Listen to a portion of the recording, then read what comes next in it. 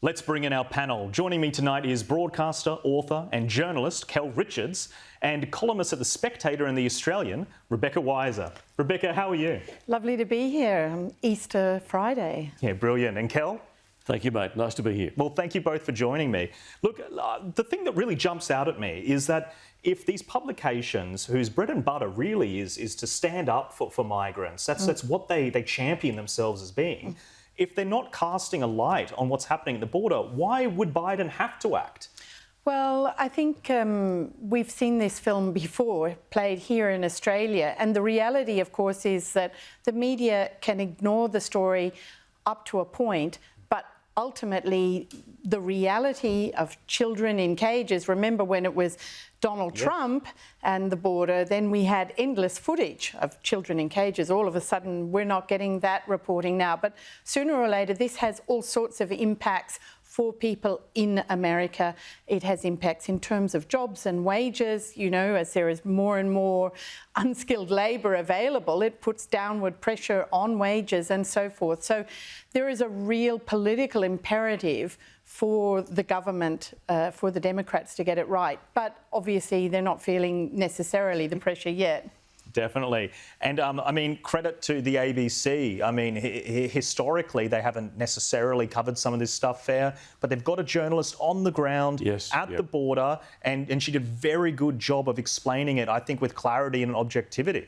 In fact, what we saw from her was reporting. Yes. And what worries me is there are too many journalists these days who have forgotten what it means to be a reporter.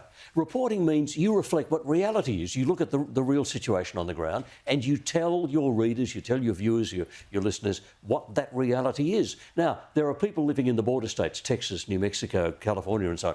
They know what it's like. They know the problem. They can see it. It's happening in front of them. They expect good media coverage to be reporting. And what we're getting now is we're getting something like commentary or personal opinion in the guise of reporting. Now, that's a very, very dangerous switch. Unless I don't know. I feel like, maybe I'm being nasty, but I feel like blaming the journalism schools, because the journalism schools, often, they're in universities, so they're a bit left-wing, and they are encouraging journalists to be activists instead of reporters. Years ago, C.P. Scott, when he was running the Manchester Guardian, back in the days when it was in Manchester, before it just became the Guardian, he said, comment is free, but facts are sacred. That's the difference. Knowing what facts are, knowing how to report, getting the facts across to people, being accurate about before you start telling them what your opinion is or how you think you should weigh up the facts. And a clear separation of what is opinion and what is a news story. That is very key. And one thing as well with The Guardian, they're begging people for money on the premise that they will fight misinformation, and they are the cause of it. And the very people that would most probably want to read The Guardian, they're hurting these people who are in detention, by saying there's no big deal. Well, it's kind of funny. I mean, they say we're not beholden to anyone else, you know, but actually every newspaper should be beholden to its readers.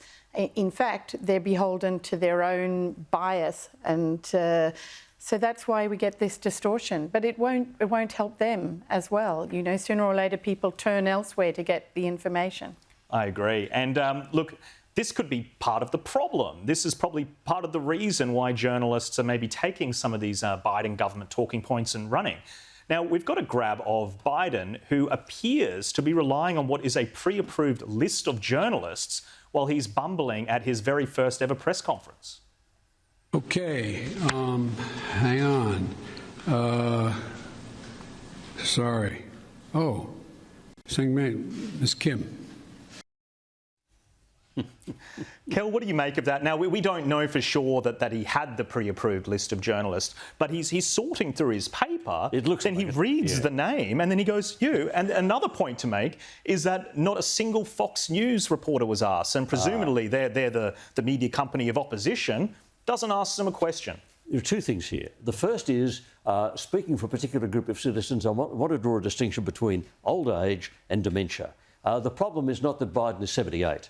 I mean, an old colleague of mine, John Laws, is on the air in his mid-80s and sounding as good as ever. He's fabulous. I worked with Bob Rogers until Bob was in his 90s. So let's not blame this on his age. This is some he appears to have some kind of dementia. Now, that's a problem which has occurred for Joe Biden. That's what he seems to have. And what it's exposed in this case is the fact that, as you say, it's all set up. Why did it take so long? He's taken longer than any other president to have a press conference, a media conference. Why did it take so long? Because his handlers are terrified he'll go off script and he'll make a mess of things. So they were so worried about it. Everything was on a piece of paper. Everything was written down. This brings me back to my concern about the journalists. The journalists should not be saying, we will agree to you working from a list of people. You put us on the list, that's OK. Leave those other people off the list, that's fine. They should be... Even in the Canberra bubble, even in the Washington bubble, journalists should not agree to that kind of thing. They should say, we're all here as reporters, we're all here as journalists, let us all have a shout out. Well said. And how do you make of how he handled his first press conference? Oh, well, it was kind of hilarious, I guess, in a way. We got so many grabs out of it. In that particular one, I thought it was funny. There was one poor guy who had his hand up, and I thought, no, your name is not on the list. Forget it. You're not going to get a question. Your question hasn't been vetted. Exactly. Look, I find it kind of painful. I really do, because, you know, it's a real problem for people when their memory starts to go. And, you know, I don't find it funny. I find it actually sad. I do find it quite sad as well. Yeah. He's kind of been put up here as his poster child, and he's clearly struggling. And to a certain point, it is actually...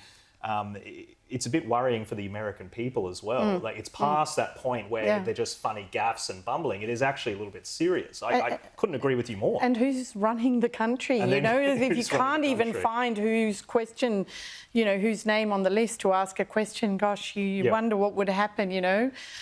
It's frightening.